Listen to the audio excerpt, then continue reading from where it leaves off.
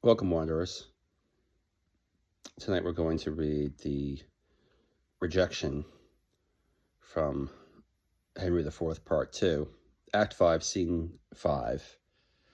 This is where Falstaff thinks that he's got it made now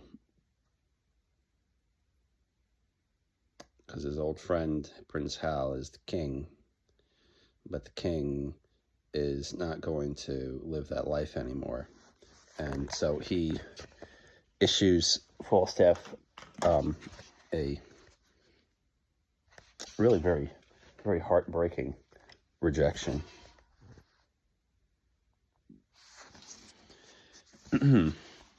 So Falstaff runs up to King Henry V now and says, "My king, my Jove, I speak to thee, my heart."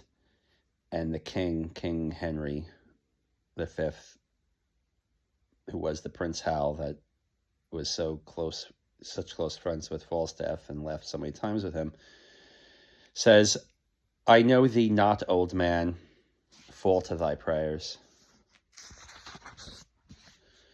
How ill white hairs becomes a fool and jester. I have long dreamt of such a kind of man, so surfeit-swelled, so old and so profane. But being awaked, I do despise my dream. Make less thy body hence, and more thy grace. Leave gormandizing, know the grave doth gape for thee thrice wider than for other men. Reply not to me with a full-born jest. Presume not that I am the thing I was. For God doth know, so shall the world perceive, that I have turned away my former self, so will I those that kept me company. When thou dost hear I am as I have been, approach me, and thou shalt be as thou wast, the tutor and the feeder of my riots. Till then I banish thee on pain of death, as I have done the rest of my misleaders, not to come near our person by 10 mile. For competence of life I will allow you, that lack of means enforce you not to evils. And as we hear you do reform yourselves, we will, according to your strengths and qualities, give you advancement."